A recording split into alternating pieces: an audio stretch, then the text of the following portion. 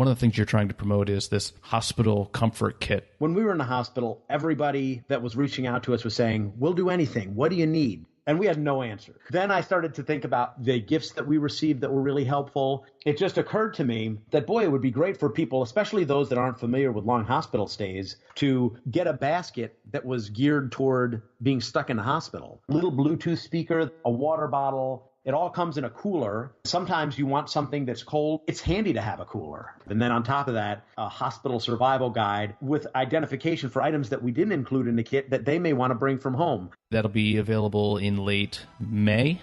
Yeah, we'll be getting our first round of inventory within 2 weeks. Welcome to the E6S Methods podcast with Jacob and Aaron, your weekly dose of tips and tricks to achieve excellent performance in your business and career. Join us as we explore deeper into the practical worlds of Lean, Six Sigma, project management, and design thinking. In this episode number 200, we cap off our Speaking Upwards series with TEDxer Raymond Poole and talk about his path to landing a TEDx talk. Be sure to watch Ray's TEDx talk about realistic optimism and many other valuable videos and resources at www.cfcornerman.com. If you're just tuning in for the first time, find all our back episodes on our podcast table of contents at E6S-methods.com. If you like this episode, be sure to click the like link in the show notes. It's easy. Just tap our logo, click, and you're done. Tap, click, done. Here we go. So you've gotten your polish within the organization and moved through the ranks in business. You took off your engineering hat, took off your marketing hat, and now you've put on your CF Cornerman hat. What from that business experience were you able to carry forward into a different venue, and what was different? You know, I think for me, what I brought from engineering was, and from marketing, was a singular focus. If I'm delivering a speech, like for instance, when I delivered the TEDx talk, my goal was to talk about realistic optimism, to try to give examples of it, to try to walk people through how I came to these conclusions and try to get people to kind of come with us on that journey and come out the other side and say, yes, like this perspective makes a lot of sense because of all of these reasons. And when you start to do that, you have that singular focus and you end up trying to pull out all of this extra fluff. And there was a lot that I ended up having to pull out of that speech. But in the end, I think it makes you more focused on the point that you're trying to make. So I felt that was what I brought from the engineering background, and also, just the fact that you have the confidence of saying, you know what, this is my experience, this is what I know, and I can explain this to somebody just from the sheer number of years that you do that. But I think one of the things that changed for me, and for me that was kind of interesting, is in a corporate setting, sometimes you feel like you've got limited time and you're really, the same way that you've got that very specific thing that you're driving to, that point that you're making, you're also talking faster, you're more excited, you're more excitable, and you're really trying to get them convinced of this one particular thing, and you're trying to explain it, and you don't want to sound desperate in certain ways. You don't want to sound and then as you get excited, you're always worried, okay, there's going to be an opposing voice. So you're fired up and you're trying to cover all of your bases. So when that opposing voice comes up, you've got the response to that opposing voice, that question that you anticipated. So it's understandable, but at the same time, when you're up on stage, you kind of recognize this is my turn to talk. Nobody's going to cut me off. Nobody's going to jump in on this conversation. Nobody's going to ask me a question I can't answer or jump in and say, no, what you just said is wrong. So as a result, it allows you to have a few pauses. You can have a conversation where you can slow it down, you could speed it up, you can highlight something and just let people think about it for a second. And in the end, it can be a conversation. You can do that in a smaller group of people. But for me, I learned that speaking to larger groups of people, because you recognize that, hey, when I had the floor, people were forced to listen. And if I can pause after I say this thing, maybe they'll stop and they'll think about it for a second. And then we can go on to the next point. And I think that, even going back into the corporate setting, I would take that with me, because it's powerful to be able to present something and to be able to slow people down and show them something and then just pause on it for a minute. Mm-hmm. And I think that sometimes is the toughest thing to do when you're really trying to drive a point home. So would you say it's something that you got onto the public stage where it's not really a question and answer forum per se? Nobody's going to interrupt you. Would you say you said you allowed yourself to? Let me see. The way you put it made it sound like it's okay if I slow down, but I'm guessing it was more like, no, I really need to slow down. Yes, that's exactly what it was like. The same way I was that kid racing through the national anthem in front of my class. I found myself when I joined Toastmasters, I gave my first speech and I blazed through it. And it wasn't, and it was the same thing. I didn't, I remembered the next line and I was trying to get between, I think it was a 4 to 6 minute speech. So I was trying to get it under 6 minutes. So I didn't have time to be pausing after my jokes for people to laugh or pausing for people to understand what I'm saying. I'm saying all the words. Just keep up. And that part was a fundamental shift to say, you know what? I can go 6.5 minutes. I can go 7 minutes. The worst case isn't that I go over time. The worst case is that I finish the speech and people didn't follow me through it. Uh-huh. So, even in my TEDx talk, all of those pauses were practiced because I had practiced that speech so many times that if I didn't intentionally think in my head when I'm going through it, okay, slow it down and pause here, I would have blazed right through some of those points and they wouldn't have had the same impact. So when you're doing a pause and getting to the tactics of it, are you counting one Mississippi or what are you doing? No, I'm just pausing and I'm kind of looking at the people to see if there's a little bit of an aha or to see if they stop and they notice or they're thinking about it at all. So, it would have probably been better had I done one Mississippi during the TED Talk because I seriously shaved a minute off that speech when I delivered it.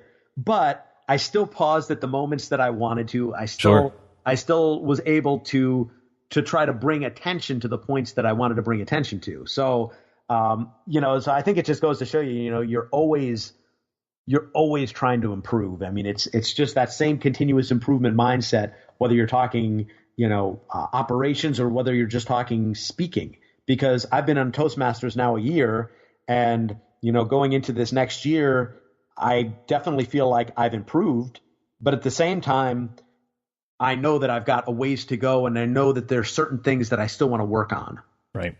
TEDx and all the TED Talks, they have that magic, 18 minutes? Yep, 18 minutes. So, and you mentioned you had to leave some things on the cutting room floor. So talk a little bit about that, because at that point, you really are talking about getting, killing your darlings in a way, the things that you really wanted to say that you just couldn't. So what was that like going through?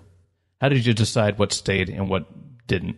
I think the biggest deciding factor was I would go through the speech. First I wrote it and then I read it and I was like, oh, look, this is perfect, 18 minutes.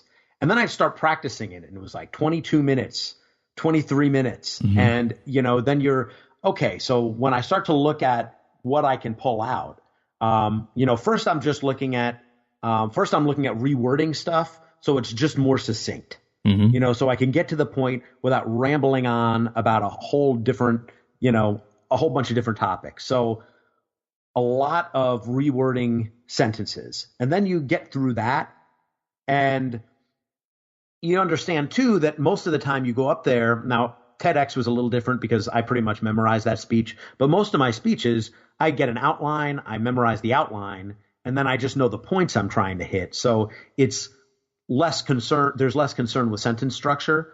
But that was my first thing. And then the second was, okay, I'm making certain points about realistic optimism.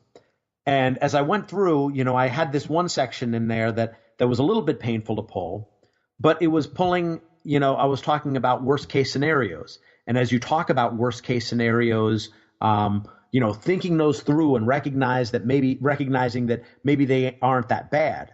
But in the end, when I was looking at realistic optimism from the way I was presenting it, I was like, well, this is a little bit aside from my ultimate point, because I'm talking about a lot of that was, should I pursue something or should I not? Mm-hmm. Versus realistic optimism. And the point of that was, I might as well, be positive and think that things are going to go well, obviously be informed and understand what's happening. But if I just go into the situation expecting things are going to go as well as possible, then you know what? If they don't go as well, you know what? That's unfortunate. I'll deal with it then. Mm-hmm. The way I addressed that in the book was more of, I don't want to mourn somebody before they've passed. Right. And I feel like that addresses so many different things, because you're trying to say, yeah, I'm not going to blindly say that everything is going to go great, but I'm not going to start saying, oh, it's awful, it's going to go terrible before it happens. So I felt like talking about that piece of addressing worst case scenarios and saying, hey, maybe this isn't so bad, might get confused in my overall message. So without having, a good paragraph to talk about it, I was like, let me pull that out, just because I think that might confuse the overall message I'm trying to say. Mm-hmm. Okay. So that, and again, I would love to have had a 22-minute talk that I could have fit that in. But then, you know what? I would have had one other thing that I would have had to pull out, and I would have been frustrated about that. So, right. So you talked about the TEDx, and getting to TEDx seemed to be an experiment in itself. So I know you've got a YouTube out there, and I've got the link in there, and I recommend everybody go take a look both at the TEDx and at the how to get a TEDx. But can you talk us through a little bit about what you did to get there? Well, I first started out thinking, we've got a powerful story. I'm going to go online. I'm going to go to the TED website, and I'm going to nominate myself, and they're going to be so happy that they hear this powerful story. And I wrote a book. I'm just going to go up there and talk. I've seen other talks, and our story is just as powerful as theirs. And I went and I nominated myself, and nothing. It was just radio silence. So I went back and I nominated myself again and again. And, and I even mentioned in a talk, at one point, my mom nominated me. And, and that was the point where I was starting to recognize, like, I don't think they're really, I don't think like that was the one voice that they were like, I like this Ray guy, but I haven't heard from his mom yet. What does she think? So I recognized. Their servers must have been broken. Yeah. Oh, and I recognized that, that wasn't the voice they were looking for. So, it was going to be another path. And I figured TEDx was going to be the right path, because there's so many of them and you can find one more locally. And then I started searching around, and, after all the calls and reaching out, I came to find out that they're booking maybe 4 to 5 months in advance, maybe some of them a little bit more.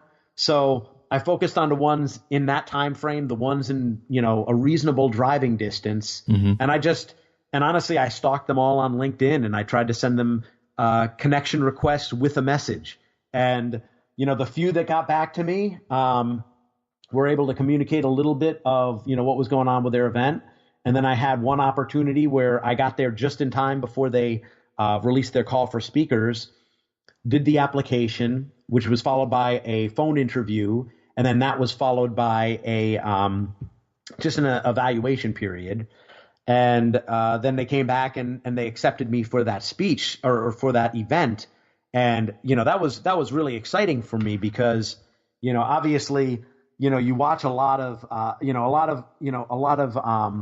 professionals nowadays watch a lot of TED Talks. Right. And I'd watched a few, but when we were up in Pittsburgh post-transplant, I watched a million of these things. Mm-hmm. So I was very much by this point, just excited to get up on a TED stage and share that story. And one other thing that they did ask me to do with part of the initial evaluation was to record a 1-minute YouTube video summarizing the point I was going to make.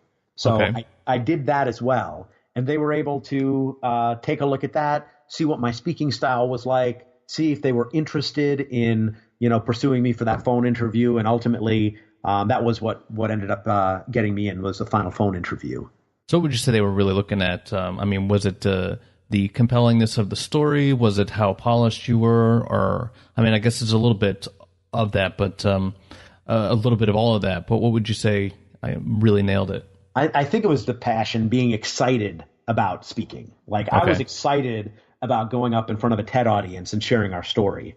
It's like I don't think they're looking for a bunch of people with bucket list items that they're just trying to check it off. They want somebody that goes up there and really is excited about, sharing this message. And they were, I think, they didn't seem overly not interested in my message or interested in our story, but they were focusing their questions around, well, what's your idea? What's the idea you have worth sharing? It wasn't just, just go up there and tell your story. Right. It was, you've got an idea worth sharing, what is it? And why is it applicable to our event? And this event was about innovation. Unfortunately, I didn't know that was the topic before our phone interview because I was looking for it and I couldn't find the topic. And then, then during the phone interview, I found out it was innovation, and I was like, okay, well, in my speech, I talk a lot about short-term goals, and I referenced something that Henry Ford once said, and I was like, well, short-term goals is often thought about in the work setting, but it's also applicable in the hospital setting. And, so I talked a little bit about that. I still felt it was a little bit of a stretch for the specific theme, but at the same time, I felt like I had a message that I wanted to share. And if they were willing to include me, I'd be willing to give that speech there and say it was innovative. So one of the things they don't do is when you're watching the TEDs or the TEDx's is what happens afterwards? What's the interaction with the audience? So what happened afterwards with your speech? Well, during the speech itself, or after the speech itself, it was pretty quiet. Obviously people clapped, I hope, and you go back up, and basically you have a green room where all of the speakers stay. I was the first speaker of the night, so I went out first. I spoke, and then I went back up to the green room, and I knew we had really interesting speakers up there, talking about everything from being, getting young people involved with politics to, trying to start new conversations by making people uncomfortable. And there were all these different interesting talks. And, my biggest message, I went back up there and I was like, oh, this great crowd. Everybody's there. Everybody's out there supporting you. It's kind of a smaller venue because it was the first event. So they're only allowed to have about 100 people. Mm-hmm. And, which is a huge venue, by the way. Yeah, it sure felt that way at the time. Yeah. And, so all the interaction through all the speeches and through everything during the event was us speakers back in the green room, talking to each other, trying to kind of reassure each other that, yeah, you know what, the audience is there. They're behind you, go down and, they're rooting for you to do well. Just know that, and have the confidence that they don't know exactly what you plan to say. So if it comes out a little bit wrong, they're not going to notice. So just go down there and say what you want to say. Try to get your ultimate point across. So that was, and then afterwards, we had a chance to go down and talk with folks. And again, it was a great, somebody approached me and said that his father was suffering with some illness and he appreciated my speech, and, that sort of thing really makes the preparation worth it. And, I chatted with him for a bit, and it really did make me feel like, wow, these speeches are, it's important to share your story, but at the same time, everybody hears it through their own lens and their own perspective. And some people are taking things away from it that you don't even recognize. Right. So you talked about all the preparation, and you talked about Toastmasters, and this really is honing your craft and upping your game. What would you say you had to worry or work on specifically? What was your bad habit? I think one of them was speaking too fast and being able to be aware of the pauses. But that's something, as you practice a speech a bunch of times, you can work on it for, and be more aware of it. The other thing for me is hand gestures. I'm half Italian, and I talk with my hands a lot. And it is something that, I struggle with when I'm at a Toastmasters meeting, because if I do a presentation, my hands are moving left and right, and sometimes I get comments back like, it was kind of distracting. Your hands were like all over the place. But it's just how I naturally go. So when I was practicing for the TEDx speech, I was very specific in what hand gestures. We were going to move here and here. I'm going to move this hand wide and this hand high and low, and I'm going to do all this stuff. Then we got there for the night before the event, and it was a practice session. And then they handed me a microphone. Oh. And I was like unprepared. So I'm trying to say something, and I'm trying to say, I'm trying to walk my hands down a road, but one of them's holding a microphone, and it was distracting for me. It was horrible. I woke up the next morning. I contacted the organizers. I said, okay, and I've spoken with some of the other speakers. I spoke with the other speakers. We'd really prefer to get the piece that goes over your ear. I researched a couple of different locations. I found that this place rents a professional equipment. I haven't gotten a quote from them yet, but I'm willing to pay for the cost. If we can get there, I can drive over today and pick it up. It was just my kind of way of like thinking, oh, I've got this. I'll just solve the problem. And they got back to me and they're like, no, it's too late. No, we can't do that. Sorry, sir. This is a union job. Yeah, essentially. And I was like, all right, let's just prepare for that then. So I grabbed my wife's pink lint roller out of her bag, and I practiced in our hotel window with her pink lint roller. And we were on the first floor, so a little bit higher than the sidewalk. But I was petrified that somebody was going to look up and watch me talking into her pink lint roller in the window of our hotel room. And I was just not gonna. It was just gonna be embarrassing. And I'm like, I'm never gonna see them again. But I'm not gonna like it. It's not gonna be a good feeling. But fortunately, nobody looked up, and I was able to change around some of my hand gestures so I could feel a little more confident. And so then when I went out on stage, I knew what time to switch hands for my mic, and I was ready.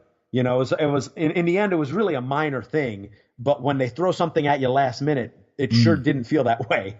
Yeah, and I'd say there's probably always, in every venue I've been in, there's always something last minute. For instance, I was doing a talk, and about a half hour before the talk, my zipper broke on my pants. Oh, so no. I came out. I tried to safety pin this thing together. Nothing worked. So I'm like, all right, do I just skip? Do I just say I had an emergency, I had to leave? Ultimately, I just said, you know what? I'm going to soldier up. I came out. I untucked my shirt. I looked all disheveled. And I just said, hey, I know I look awful, but I wanted to continue with this talk. Just so you know, I'm going to try not to move around so much. And I won't give you more than you paid for. Just know I had a wardrobe malfunction, and I'm going to try to get through this. So, you own it. You got to figure out what to do and carry on. So I don't think I was the most polished presenter that day, but, at least I got the gumption to just stick it out. That's for sure. That it is tough enough to go up on stage, and it is even tougher if you're worried about something like a zipper or something else. It really is. And it's distracting for you as well, because you're trying to, one of the things too that we talked about in Toastmasters is trying to use that energy, that nervous energy, to put a more energetic presentation together, because you recognize that you're nervous up there. But like, if you can use that energy instead of just fidgeting to make some big gestures, or to use it for your vocal variety, or have some inflection, or say something a little bit louder. All of those can make it more interesting, and you've got so much energy because you're standing in front of all these people, but at the same time, I think when you've got a distraction like what you were dealing with, it makes it that much harder to focus on the words that you're saying. And it's more just like, okay, you're extremely aware of your body position or whatever it happens to be at the time. So more about Toastmasters. I actually do keep metrics on my podcast where when I go through the editing, I count how many times I've said and I actually keep a process run chart of that. And luckily it's going down, but I'm still at roughly three per minute, which is a lot. That's like every 20 seconds I say or or something like that. What did you have as a favorite word, or what do they call these, filler words? And what did you do to try to conquer that?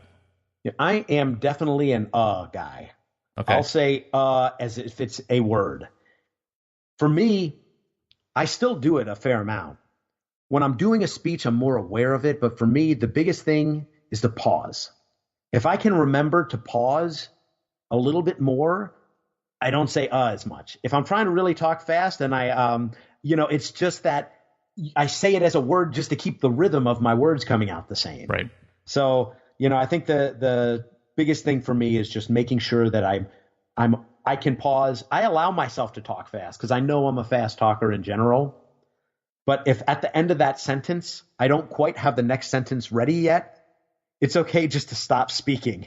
Right. And I'm telling myself that all the time because I know I do that. And I see myself do that. I hear it when I'm up there and I'm making a point.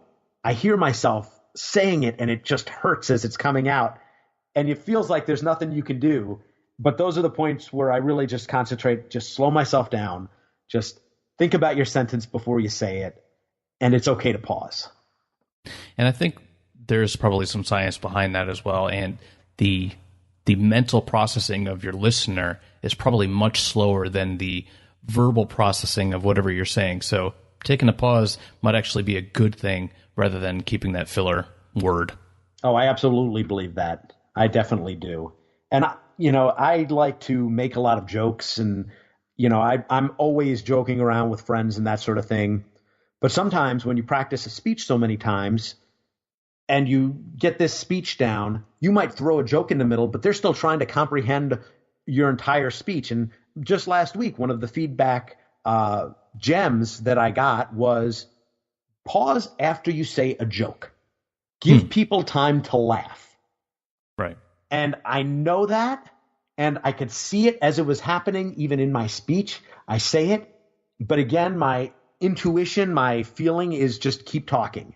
So yeah, there's always that constant battle. And at least for a prepared speech, you can prepare for that a little bit more. You can think about it. Sometimes with more impromptu speaking and that sort of thing, it's a little bit tougher. Mm-hmm. So you've practiced your TEDx talk a number of times, both public and private, and sometimes with a lint roller. Are you sick of it yet? I'm not sick of it yet. But at the same time, I practiced it so many times because I was trying to get it just right, and I was trying to remember everything. So when you're practicing it, it's that intentful practice. You're focusing on getting through the entire speech, saying all of these words exactly right, having the exact right pause, and not searching for a word once. Right. So you're kind of working on something. Afterwards, you're just kind of listening to it. Now, the number of times I've listened to the TEDx talk, I think it's twice. It came out on video. It came out on video at the end of February on YouTube. I listened to it once and I was like, okay, the pace was good, and I'm just kind of watching my body language or whatever. And then I listened to it again a couple of weeks ago. And, I think for me, I know the speech so much. I know what I did and I know what it was from my perspective. But after I get it done and get it practiced and get it out there, I'm not one of those people that were like, oh, it's so hard to watch myself. Like, it's fine, but there's no result that I'm looking for. I'm not improving anything by watching it. By practicing it more, I can improve it. Now it's already done. So it's kind of like, well, it's done. So I think that's a similar like mentality. I published my book. I read it hundreds of times before it got published. Right. After it got published, I think maybe once. And I'm kind of amazed you actually did. Really. Yeah. Yeah. And honestly, I have conversations with people and sometimes I forget what I left in there and what I pulled out of there because, obviously the same way with a book, you have parts that you want to, refine and things that you pull out. And it's like, did I say that? I was talking to somebody at a CF volunteer leadership conference a couple of weeks back. And I'm telling them, after Rebecca's transplant, she had the stomach surgery and it had, complications. And he's like, yeah, no, I read it in your book. Oh, yeah. Oh, yeah. I forgot. Like that was one of the last things I changed. I added that right to the end. Okay. Yeah. So never mind. So you said you didn't really watch your TEDx too much.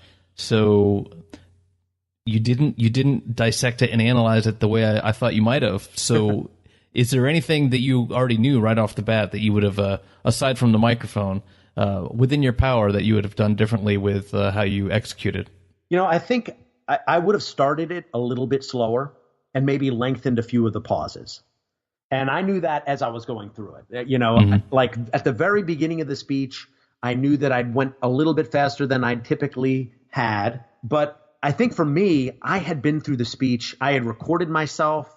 I had presented it to my Toastmasters group, and I had delivered that speech hundreds of times to our cats. It was an all day, every day thing at one point. I would go to different rooms of the house. I would present it up in my gym, down in my basement, in my living room, because I didn't want to be distracted by what I was looking at, what was in front of me. I would present it to the mirror and then present it just to a wall. So for me, that was the piece where as soon as I was delivering that speech, I knew every sentence, where I wanted some of these words to fall and the structure of the sentence. And if I messed it up, I knew how I would correct myself. But at the same time, as I was going through it up on stage, I was like, yep, no, I hit that point. Yep, no, I didn't have to correct that. And I knew that it just landed. So and for me, there was so much more value in going through it beforehand than going through it afterwards. That like once I was done, I was like, I know everywhere where I messed up. In either case, there's nothing I can do about it now, right. versus beforehand. So that sounds like an incredible amount of drive, really. You're talking hundreds and essentially making a full-time job out of a successful 18-minute speech. Yeah, I think you recognize that you've got an audience that you wouldn't otherwise have, and it's exciting to put that story together for this audience. And you don't want to mess up that opportunity. You don't want to get up there and stumble through your words or choke or anything like that. So for me, I saw it as a huge opportunity. But yeah, then I think it's really interesting to hear how people, what people took away from that story after it's presented and after you talk to them. So what is next for you? Well, for me, I think the biggest thing is this hospital comfort kit. That's one thing that I'm excited about. We've been looking at different products and different ideas. And, once I decided, hey, they've got flowers that you could send to somebody that's sick, candy that you could send to somebody that's sick. And when we were on the receiving end of it, you appreciate so much the people that sent it. But at the same time, you recognize that it's not helpful. It's not something that you can use. Right. And, at the same time, when I started to put this thing together, I was like, well, what do I need? Well, when we were in a hospital, Rebecca was always on a different schedule than the staff that was bringing her food, right? The cafeteria services. So she would always have room temperature milk. So we had a cooler that as soon as that food arrived, I would take it, drop it in the cooler with some ice. And then when she was ready to eat, her milk would be cold. Wow. Okay. And she didn't like hospital food, understandably so. So I would bring Boar's Head cold cuts from home. I would make yogurt. I would get this high-fat yogurt that she liked and mix in with fresh fruit and coconut oil. And all of that was great to have in a cooler. So the first thing I was like, we need a cooler. We got a water bottle.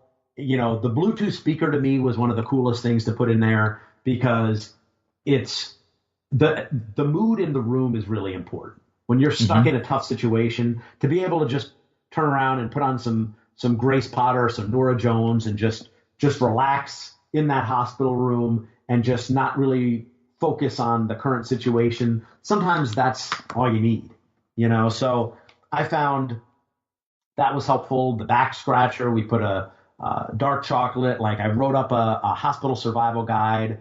I got a chapstick that won't roll off the hospital bed because it's in a square container. Oh. And body wipes because you don't always get a sponge bath or a shower with a frequency that maybe you'd like to. And putting all that together to me was something where we could do this. The people that buy it for a loved one that's in the hospital, they'll be getting something that's really cool.